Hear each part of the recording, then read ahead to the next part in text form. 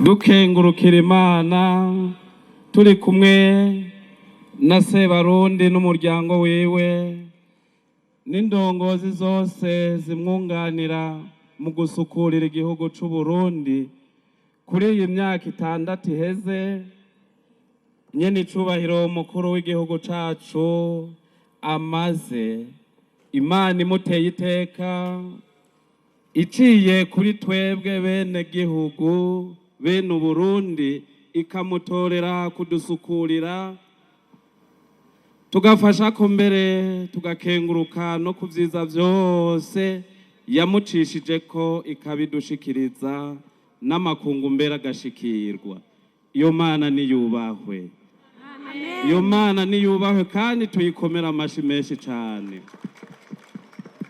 Mwebwe mwese rero mukoraniye ngaha, mbere guhera kuri Sebarundi yadukoranije ngaha ari kumwe n'Imana, nimuhorane umukama yongera ahorane nawe. Mbere ndabatumirire kuca mukirirutsa umutima, muheze muwerekeze umukama Imana yacu, kuko bikwiye kandi bikaba bitunganye kugira ngo tuninahaze Imana kandi tuyikengurukire. Iyo Mana yacu niyubahwe. Amen. Ugukengurukira Imana rero n'ubutungane, birakwiye kandi biratunganye ko nyene icubahiro umukuru w'igihugu cacu akengurukira Imana kuri iyi myaka amaze asukurira iki gihugu, yizewe n'Imana. Ibitunganye ni ivy'ukuri, bikurikije amategeko, biri mu butungane, bikurikije amabwirizwa. Intungane imbere y'Imana nuwo yubaha kandi akagendera amategeko n'amabwirizwa yayo. Murakoze nyene icubahiro ko muduhaye urugero rwiza. Gukengurukira Imana rero nikindi n'ubundi buryo bwo kugaragaza ukwemera. Murahiriwe cane kandi n'igihugu cose kirahiriwe, twese turahiriwe. Mwebwe mwibuka gukengurukira Imana kuco yabagize, nico yabashikanyeko, nico yashikanye kandi yahaye abo yabaragije gusukurira. Ndabakengurukiye kandi ndabakeje, ejo mwaradukengurukiye. Yemwe nta numwe yantumye atari umukama, nanje ndabakengurukiye kandi ndabakeje. Mbere nsaba baraha bose bamfashe tubakomera amashi menshi cane. Ndabakengurukiye n'umutima wanje wose kuri iyo ntahe nyigisho y'ukwemera. Erega bavuga ko umwera uva ibukuru ugakwira igihugu cose. Ugukengurukira Imana n'urugero rurengeje, mbere nibaza ko ari urwambere havuye kuyininahaza, gukwemeza ko iyo Mana ari Imana yawe kandi uri ngenda ku Mana. Ushimye abayongeje, ukengurutse abayongeje. Nejo mudukengurukiye nyene icubahiro, mwaratwongeje kandi tuzobongera kandi twarabongeye.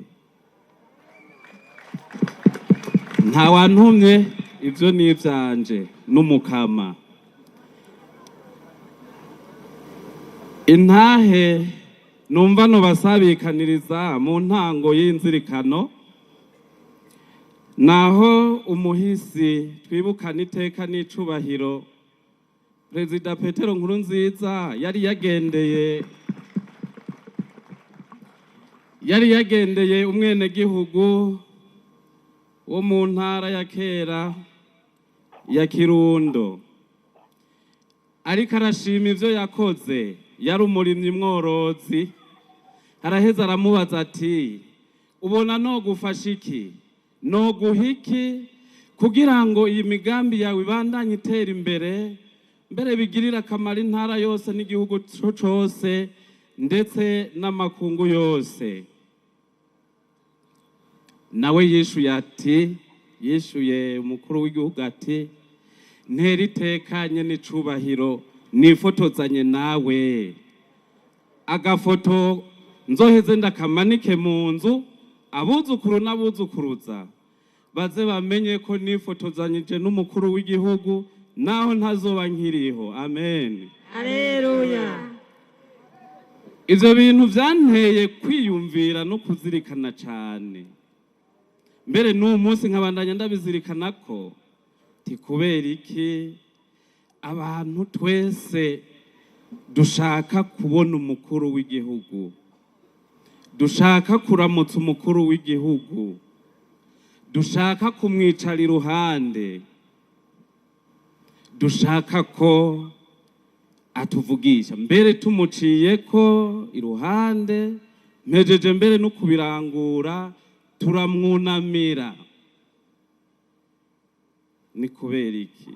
Inyishu maze kuronka nuko Imana yamwitoreye, yatowe n'Imana, agasigwa n'Imana, ntagendana n'Imana gusa ahubwo Imana iri muri we, kuko imufise ko imigambi hambaye ku gihugu cayo ishaka kumucishako.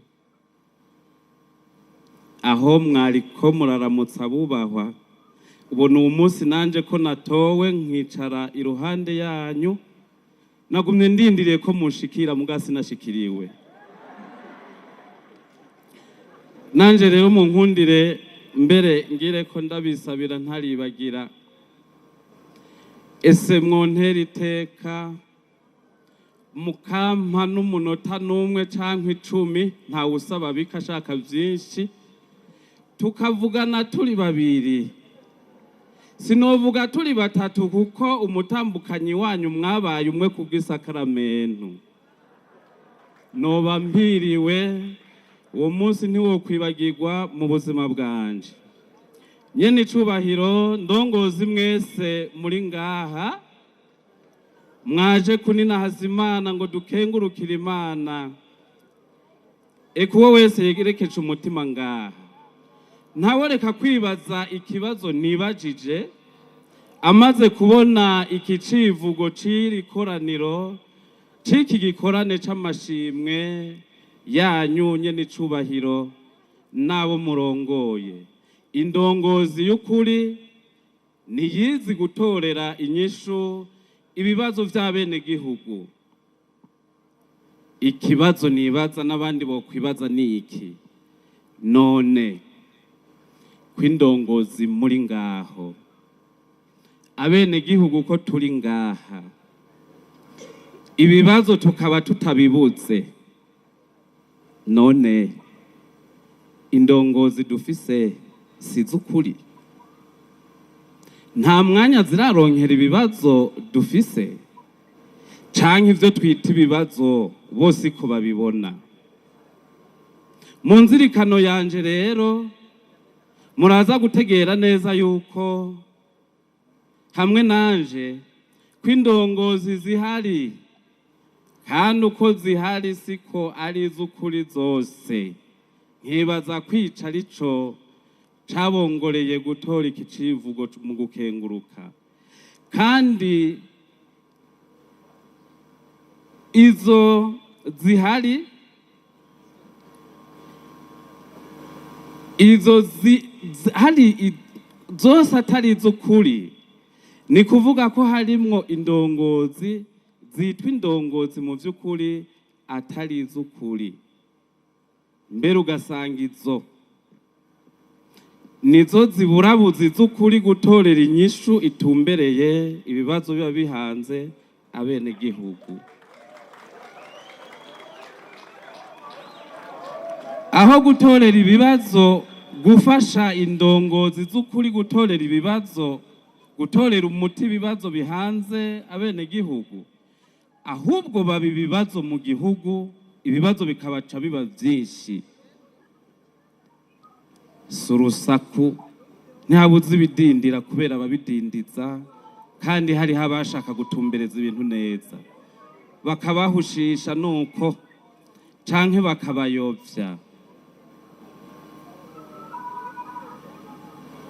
Abo rero ari ndongozi atari iz'ukuri.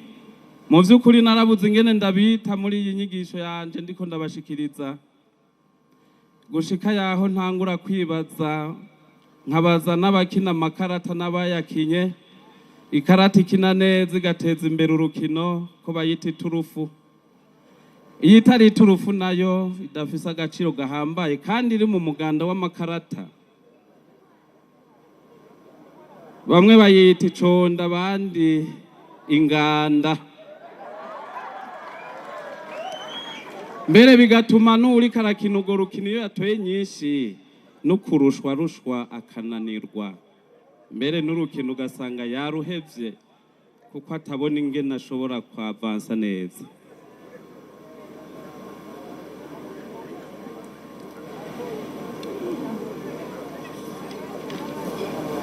Munkundire rero tuzirikanira ijambo ry'Imana bahejeje kutugaburira kuva ejo, ariryo jambo ry'urufatiro dukura mu kigabane ca 18 kuva ku karongo ka 13 gushika ku karongo ka 26, aho bariko bararidusomera riva mu gitabo c'ihunguka.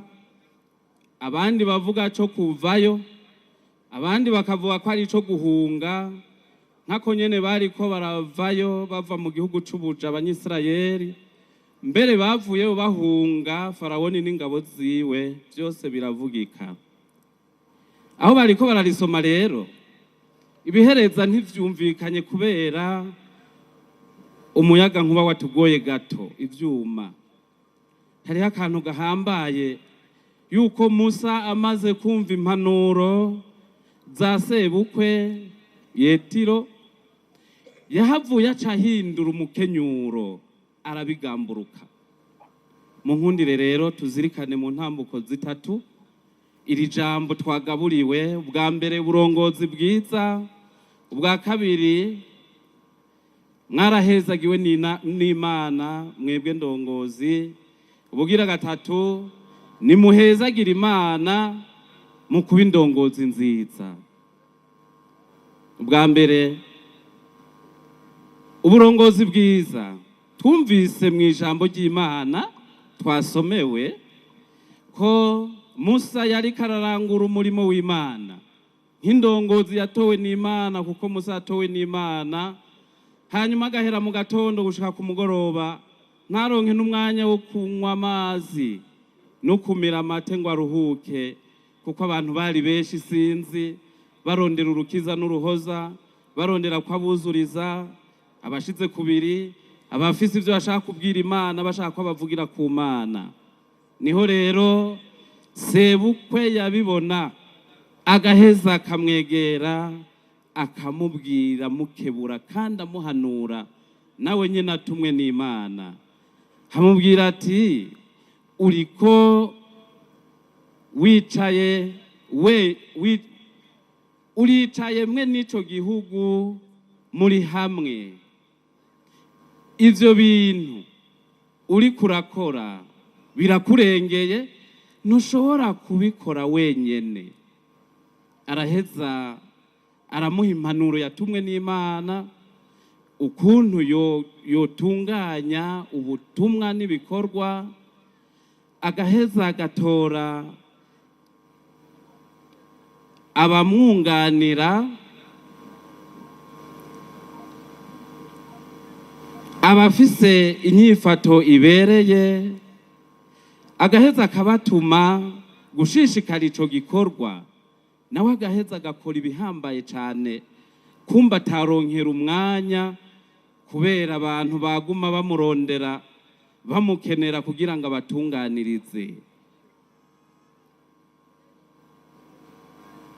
Aheza arondera abagabo b'intwari bafise imico n'imigenzo myiza, bimvuga kuri, bataganzwa n'umunoho w'amaronko, batagenzwa n'agatima k'isi, ariko bayoborwa na mutima mweranda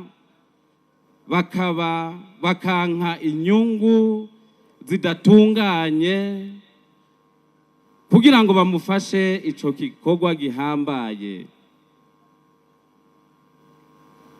Nawe aheze ashishikare guserukira igihugu imbere y'Imana, kwigisha igihugu ijambo ry'Imana n'ivy'Imana yategetse kugira baba b'Imana gusa, kubasengera hamwe no kwakira imanza zigoye zananiranye bano batari bushobore. Musa rero yarakiriye impanuro ya sebukwe Yetiro, araheza arapanga imigwi, aratunganya, aratuma bamwe, nuko baraheza baramufasha, araremurukwa, araheza n'ibindi abironkera akaryo. Muri make rero uburongozi bwiza nk'uko Yetiro yahanuye umukwe wiwe Musa, mu by'ukuri bworangwa n'ibintu bine. Icambere nuko bwoba buragishwe indongozi zateguwe neza kandi zipanze neza, mpebe mvuge nk'abubu atarizo zipanze,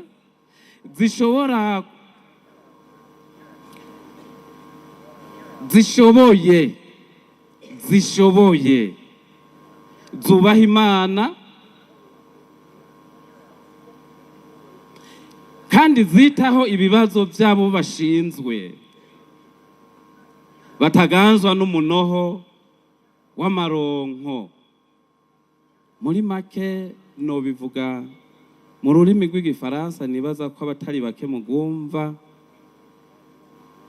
indongozi de bonne foi, compétent, intègre, détaché au profit matériel. Ubugira kabiri, ubutegetsi n'ubwosangirwa. Umuntu siwe aheza akarongora, siwe yokora vyose na hose, araheza agatuma abandi, mugabo akabatuma yabanjije kubategura neza. N'Imana nyene ishaka ko umuntu yatumye yokora nkayo.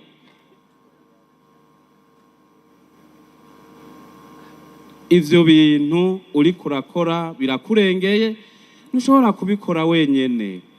Ni ku karongo ka 18. Musa ubwiwe yatowe n'Imana, none Imana yo nyene niyimutumye ko sebukwe, kuko ba sebukwe b'abantu bama bubahwa. Burya umukwe atubashe sebukwe no kumurabira hagufi nawe nyene.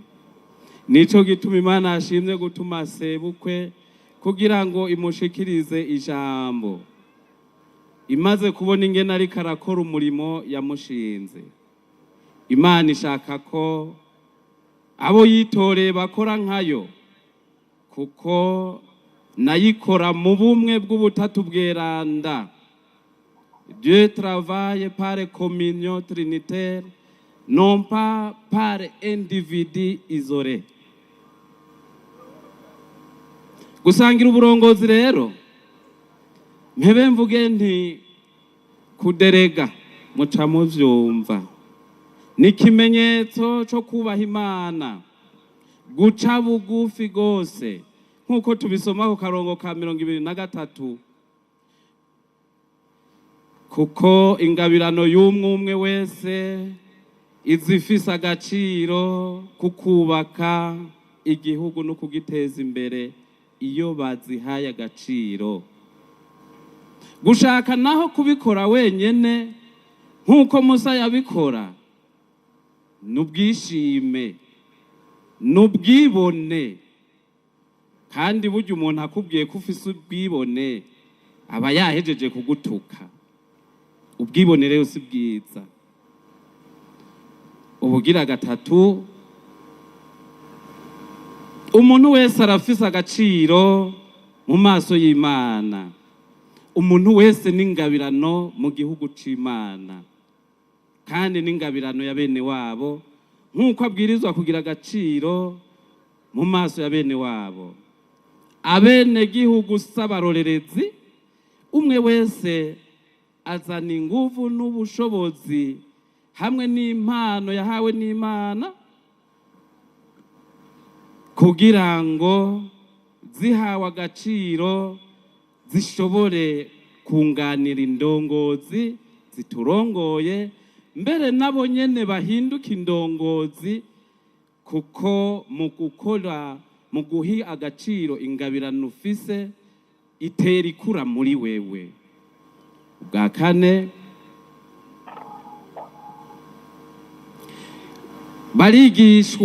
kwigishwa umutima wo kwitanga, atari agatima ko guhahamira ubukuru n'ibibanza, guhahamira ivyicaro n'amatitre, kugira ngo abantu bose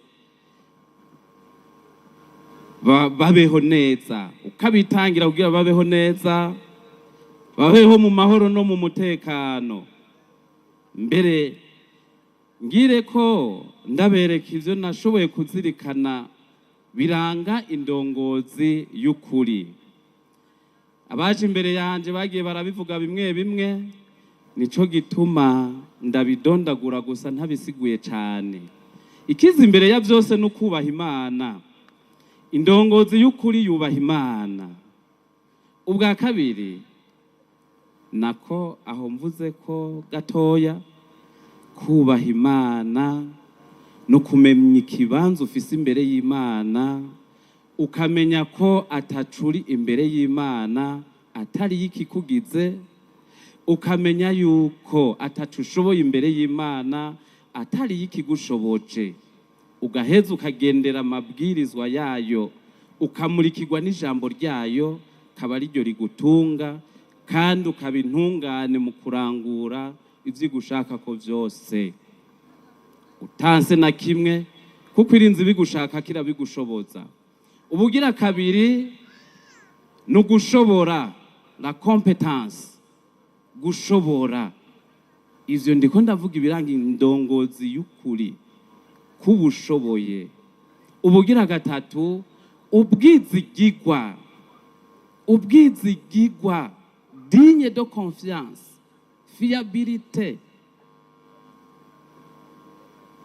kubera icubereye abantu, kubera icukorera abantu barakwizigira. Aha gato mutandukanye ubwizigirwa, kwizigirwa no kwizerwa. Ubwa mbere hatangura ukwizerwa, bakwizeye, banyizeye, nanje baranyizeye uwo munsi. Mugabo ubwizigirwa buzanwa n'ingene wahaye agaciro umwizero bagushizeko, hanyuma bakaca bakwizigira, gutyo bakaguma bagutuma n'ibindi. No kumana nuko nyene, ubwa mbere iratugeze ikatwizera, ubwizigirwa burakorerwa. Ubugira kane, ukutaganzwa n'umunoho w'amaronko, ya detachement navuga, ukutaganzwa n'umunoho w'amaronko. Ubugira gatanu, ubusuku, gusukurira abandi. Na Yesu arabivuga, tushaka kuba mukuru nababera umusuku. Ubukuru buhagaze mu busuku, kuko bwa bwizigirwa bakwizigira kuko basukurira neza, ukabitangira, ukabihebera. Mu ndirimbo twavyumvise, indongozi y'ukuri nitora n'agatiro ibibazo vy'abene gihugu bidakemutse. Uri ndongozi ukishinga kugona biba vyakunaniye, kandi abene gihugu bafise ibibagoye. Ubugira gatandatu, kubimboneza, kubona. Mpebe mvuge mu mvugo tumenyereye kumva, no kubimbonera kure. Simvugabo mugabo, simvuzabo mugabo nyabo nyene niba bari mbonera kure atariko bitwa barahiriwe. Umusuku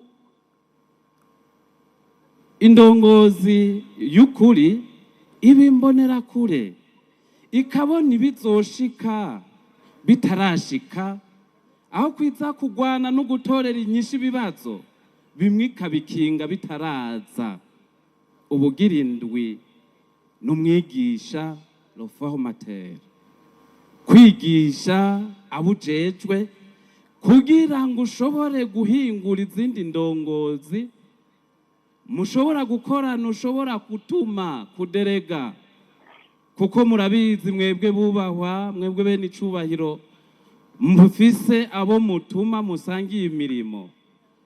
Biragwaza mu nda, birababaje gutuma umuntu umwizigiye akaguhemukira ugasanga byananiranye. Nari nabivuze hejuru. None rero indongozi y'ukuri iritwararika kubigisha, kubaforoma, ihezi zibatumi baderege izi ko bashoboye kandi bafise ubumenyi kandi bubaha Imana. Ubugira umunani, indongozi nziza y'ukuri niyumviriza abaje kumutura ibibazo bafise. Hari indongozi zimwe zimwe zitanga inyishu y'ikibazo zitarumviriza. Tindazi ibyo ushaka kuvuga, oya umviriza neza, hanyuma ushishoze wumve umwitwararika afise, mushobore kuwusangira, ubone kubitorera inyishu ko. Ubugira 9 n'ikigongwe ku mpande zibiri. Kuba umunyakigongwe nka Yesu, kurekurira babandi bakugira nabi. Uri ndongozi abambere bakugirira nabi, saba kuvuga nabi. Ahi bambewe abambere nabo bakunaniza gutora ibibazo, gutora inyishu y'ibibazo, kandi kumbe wayibona bakayibera intambano. Abo rero Imana bagirira ikigongwe, n'indongozi bagirira ikigongwe.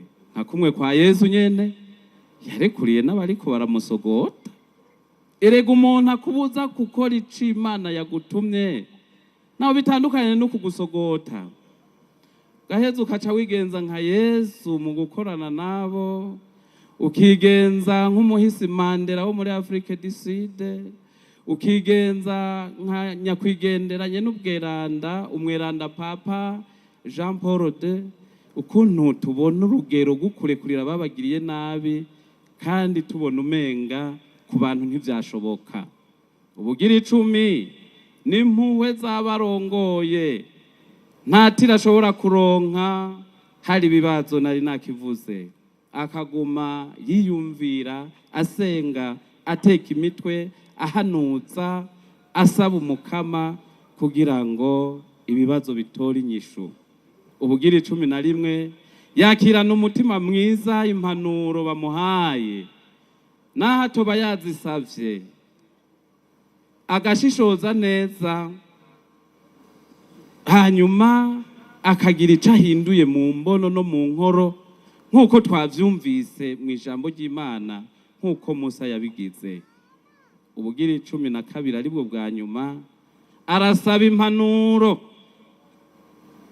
iyashitse mu madidane, kandi akamenya bahanuza. Abagabo n'abagore, naho mu ijambo ry'Imana batabavuze, abagabo n'abagore bubaha Imana, bafise igihagararo c'indongozi y'ukuri, twumvise ibiyiranga. Itandukaniro riri hagati y'indongozi nziza y'ukuri n'indongozi nabuze ingene nita, mugubu ngira ndayita umushefu. Tuvuze umushefu mwese muravyumva.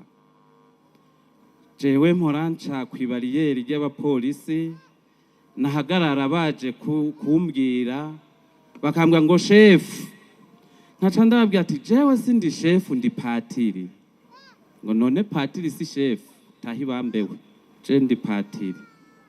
ngo uratubabarira ngo iwacu mu gisoda no mu gipolisi uwo twubashe tumwita shefu. Itandukaniro, ubwa mbere itandukaniro dufatiye kuho bakuru bukuru abo babiri, source de leur autorité. Ubukuru bw'indongozi nziza buva ku kwitanga kwiwe, kuca amariye abajejwe canke ico amariye ikibano, ukuntu abayeho, akarorero atanga, mpebe mvuge nti kespira abandi, mbere bakarondera kumukurikira, kumwigana, uko yitwararika gutorera umuti ibibazo bihanze abantu abaciye ko bose naho batoba bajejwe. Ubukuru bwiwe muri make buva ku Mana, iyo yamwitoreye ikamuha n'ingabirano zikenewe kugira ngo abereke irumara abo yamushinze. Umushefu nawe, umushefu bukuru bwiwe buva ku gihagarara afise mu nzego ndongozi cankwe mu vyajejwe, bukava kwikete bamuhaye rimugena muri ivyo bintu.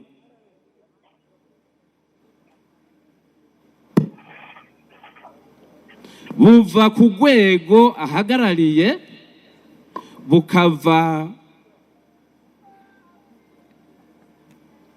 muri make, buva kuco yatorewe naho ataco yoba arakora. Ubugira kabiri, tandukaniro dufatiye ku kuntu abona ibintu, la vision.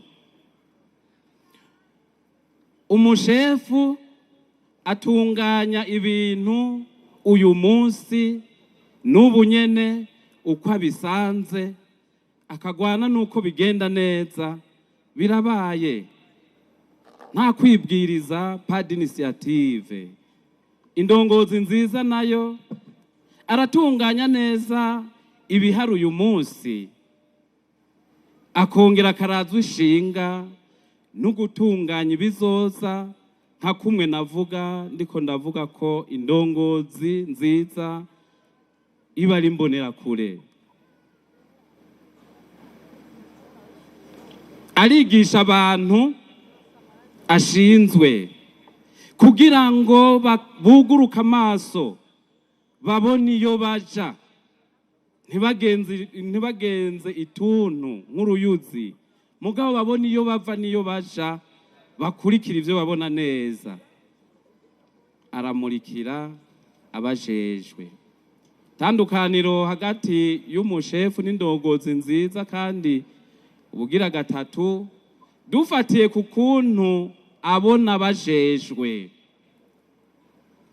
Umushefu abona ko abantu arongoye ababonamwo abantu bajejwe kubahiriza no gukurikiza amategeko abaha gusa, hanyuma ibintu bikaranguka, biba bibaye aba executor. Nta kindi mupfa, nta kindi mupfana atari uko wubaha itegeko yaguhaye.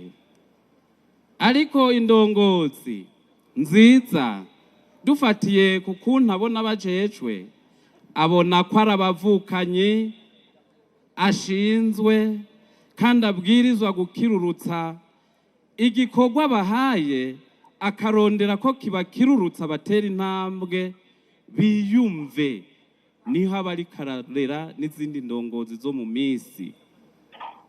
Tandukaniro dufatiye ku kuntu bakora ibintu, uburyo bwo gukora. Umushefu avuga ati ntabonetse nta gikorwa,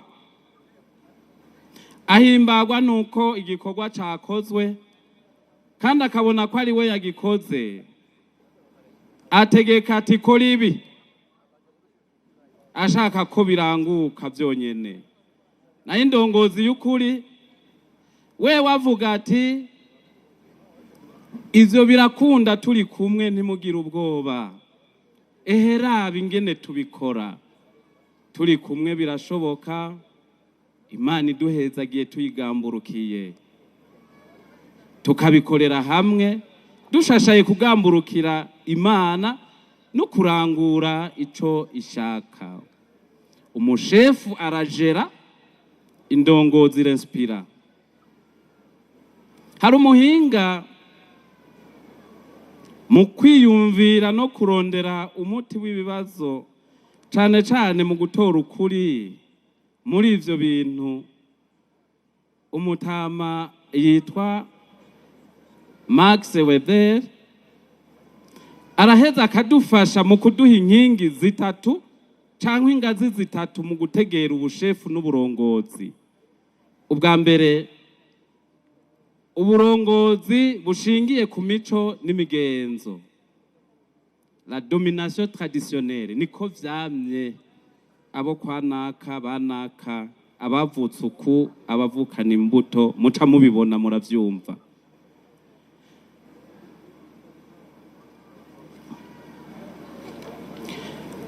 Ubugira kabiri, uburongozi bushingiye ku vyiyumviro n'amategeko, ico yita mu gifaransa la domination rationnelle légale. Ubwo burongozi nibwo dufise muri iki gihe, nibwo butegetsi dufise muri iki gihe cacu mu gihugu no mu mashirahamwe, aho umutegetsi canke umurongozi agenwa canke agatorwa mu buryo butandukanye, akamuba kubera yagenywe canke yatowe. Ubugira gatatu, avuga uburongozi bushingiye ku ngabirano, ku mpano, la domination charismatique. Aho niho rero dushaka gushika, nkibaza ko ntihenze niho na nyene icubahiro umukuru w'igihugu cacu mu kuduha iki civugo niho ashaka kudushikana, guha agaciro impano z'umwumwe kugira ngo twubake igihugu, aho indongozi tuyigomwa kubera aho ihagaze ku rugero iriko irakirurutsa abene gihugu ishinzwe. Ntambuko ya kabiri mu gusozera, mwarahezagiwe n'Imana ndongozi muri ngaha, mukomera amashu mukama n'ukuri. Mwarahezagiwe n'Imana ndongozi mwese muri ngaha, umwe wese ku rugero rwiwe. Nabazaniye inkuru nziza niyo ndiko ndabashikiriza. Mwarahezagiwe n'Imana. Bwira uwo mwegeranye ati warahezagiwe n'Imana. Hege usanga atavyazi, nawe uca umwishura uti nawe warahezagiwe n'Imana. Ukomera amashu mukama, twarahezagiwe n'Imana. Na jewe narahezagiwe n'Imana, n'uyu munsi nahezagiwe n'Imana. Nawe uri ngaha warahezagiwe n'Imana, n'uyu munsi n'ubu uriko urahezagirwa. Mwarahezagiwe n'Imana. Imana irabakunda kandi yarabakunze. Bantu mwese muri ngaha, Imana yarabakunze n'ubu irabakunda. Niyo nkuru nziza numva umukama ndungikanye kubashikiriza. Reka kwigenza nk'abatahezagiwe, mwarahezagiwe. Imana ikikurema, Imana ikiturema yaraduhezagiye. Soma mu gitabo c'Amamuko ikigabane ca mbere ku karongo k'umunani ka 28. Ihejeje kubarema irabahezagira, umugabo n'umugore irabahezagira, kuko yabahaye ububasha bwo kuba abantu basangiye iteka n'Imana. Ibaremana agashusho kayo, dusa n'Imana. Ibaha ububasha bwo gutunganya no kurongora no kuganza ivyaremye byose havuyemwo umuntu, kuko nta muntu aganza uyundi, n'umuntu ubwiwe ntiyiganza, bakubwiye ko wiganza nari nabivuze uca ubyumva. N'umwidegemvyo rero ubonekera mu guhitamwo. Umuhezagiro wacu uhagaze ubwa mbere nk'uko kuremwa, Imana ikaturemana agashusho kayo, kaduha ububasha bwayo, ikaduha n'umwidegemvyo.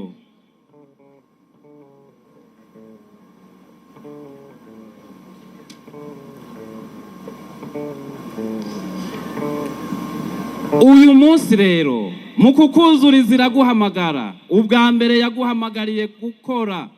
Umuntu wese ikimurema imuhamagarira gukora. Kora, tunganya isi. Uyu munsi iraguhezagira kandi mu kugutorera kurongora abandi, mu kuguhitamwo ngo ube indongozi, ikagutora mu bandi. None gahemwe na nyene icubahiro umukuru w'igihugu cacu, ndakunda kumwumva ariko arabivuga nk'ugutorwa urongora igihugu mu bantu ibihumbi n'ibihumbi. Aho Imana si ibikwitoreye ntuba wahezagiwe.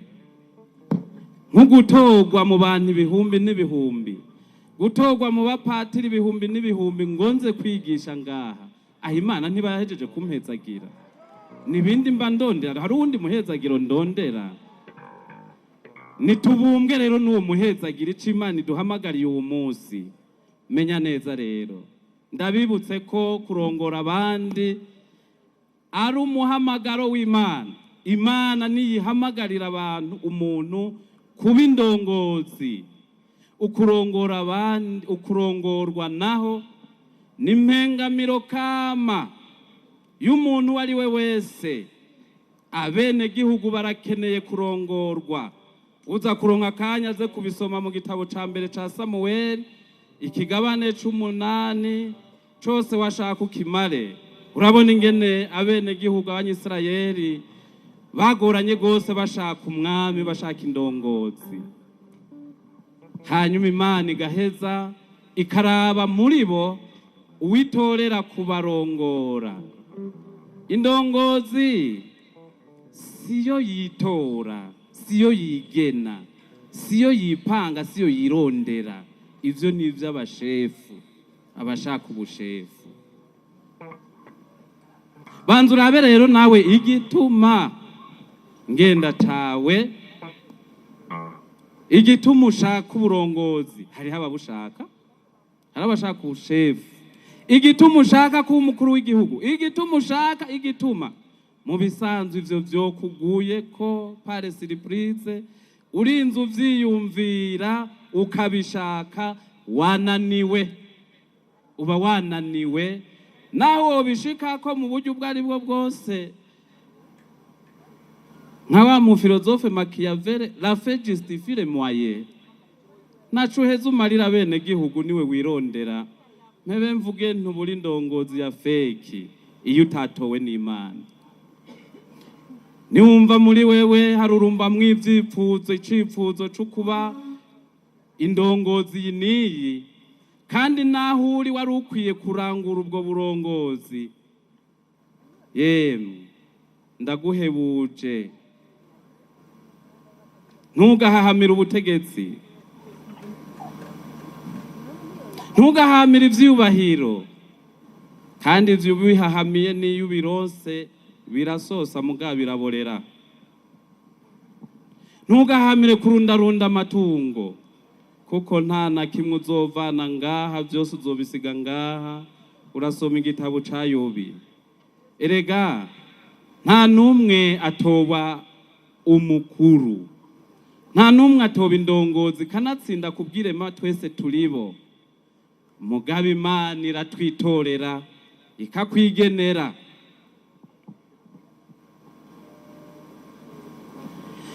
Nimuhezagira Imana rero namwe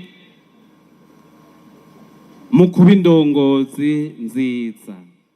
Hezagira Imana mu kuba indongozi nziza. Ndongozi muri ngaha ko mwahezagiwe n'Imana ikabatora iciye aho yaciye nyene. Ubu namwe hezagira Imana. Uguhezagira Imana no kuyisubiza ugo yagukunze kuyizera nk'uko yakwizeye, ukaba umwizigirwa wayo mu kurangura ico ishaka, mu kurangurira bene gihugu ico ishaka ko bashikira. Nkundira rero nsozere mvuga kandi ndabibutsa, ndadondagura gusa ibintu 12 indongozi yose ibwirizwa kwitwararika kugira ngo ibe indongozi y'ukuri nziza, ishobore gutorera ibibazo umuti ibibazo abantu ishinzwe baba bafise.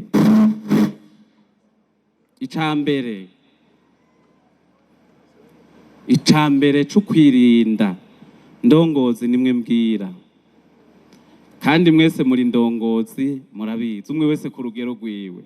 Mbwira mwese rero, ubwa mbere ukutabumbwa n'ivyo ufise n'icuri, ukutabumbwa n'ivyo ufise n'icuri, ugasanga aho uri kurakirana urondera ikindi kibanza kandi n'icuri mutabaye indongozi y'ukuri. Ubugira kabiri, ukumvira ukugamburuka n'ugucudikana sekibi, ukiyobagiza ivy'Imana yagutumye, ico yagutoreye n'umugambi gufise ko mu kugutora ngo urongore abandi. Ubugira gatatu, kurya ibitari vyawe. Hari abantu bakunda kurya ibitari vyabo. Kera Abarundi bavuga ngo umugabo n'uwurya ivyiwe n'ivy'abandi. Mwumve namwe, kutarya ibitari vyawe. None nk'ubu uri umushefu, sindi buvuge ngo uri ndongozi, hagera gutora bagufasha mu butumwa Imana yagushinze, ugatangura kubaka ruswa amahera kugira ubashira hana hariya, two kwitega kwiki? None hageze ko watorewe gutunganiriza abandi mu bucamanza, ukarinda kunsaba kugira ngo ntunganirize, igihugu kikwiteze kwiki? Watorewe kuba umuhuza w'abene gihugu nka bamwe Musa yatora kugira bamufashe kuzuriza bene gihugu, uri umuhuza ku mutumba, ugatangura gusaba amacupa n'amahera kugira ngo unyumvirize untunganirize, igihugu kikwiteze kwiki? Reka kurya ibitari vy'iwawe utagenewe. Ubugira kane, kurondera amahera ku kintu cose ukoze kandi ku bwangingo kitari candikiwe amahera kuri wewe. None ufise service ujejwe mu kuyikora ukazuraka amahera, ntubuhembwa. Ubugira gatanu, gukora nk'abandi, kumera nk'abandi, kurondera kumera nk'abandi kandi utazi ingene babaye uko, witwaje ngo n'abandi niko babikora niko babigira, tijeho kuki? Ubugira gatandatu, kwibaza ko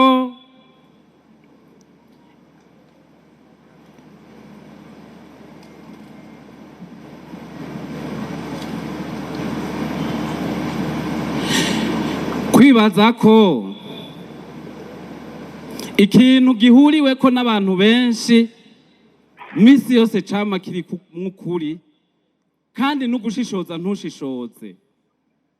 Umufaransa niwe yavuze ati ka tout le monde a tort, tout le monde a raison. Bose basaze sara nkabo nta ngorane. Ivyo indongozi yovyirinda, kagira umutima wo gushishoza, si misi yose rero.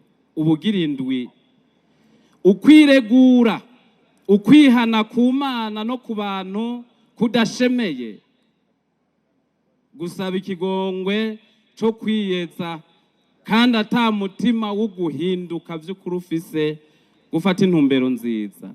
Ubugira umunani, kwikomeza mu mvugo z'ubu, kwikomeza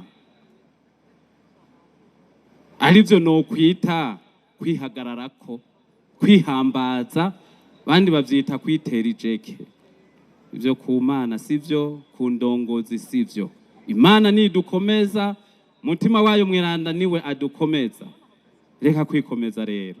Ubugira 9, gusunurira vyose ku Mana ngo niyo yabitumye biba, ngo nta na kimwe kiba, nta na kimwe gikoreka Imana itabizi.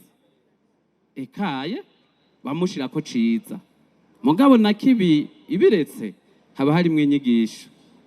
Ubugira 10, kwimbana mu mizi, kunyinyana kandi musangiye urugendo, gucambirwa icicaro ca mugenzawe, nanje hajya honkwira, nanje hajya bohombera, nanje vyogenda uko. Ubugira 11 n'ibindi, n'ubugira 12 n'ibindi. Ivyo vyose ku ndongozi yahezagiwe biyikwegera umuvumo. Nimuhezagira umukama rero Imana yacu mwandongozi mwe, kuko mwarahezagiwe n'Imana. Muhezagira Imana mu gukora ico ushaka, mu kurondera inyishu y'ibibazo, kandi birashoboka mu bubasha bwa mutima mweranda, kandi birashoboka kubaha Imana, kuko witwararitse ivy'Imana nayo iritwararika ivyawe, kuko yitwa ntirenganya. Tubeho twese, duheze tubeho twese mu mahoro, atari amahorerane, mu bumwe, mwisangira mutima rya bene Mana, mwiterambere ryuzuye kandi rirama ridakumira. Umwe wese agira haba yubahwe, kandi yubahe Imana, yubahe na bene wabo, nimuhorane umukama.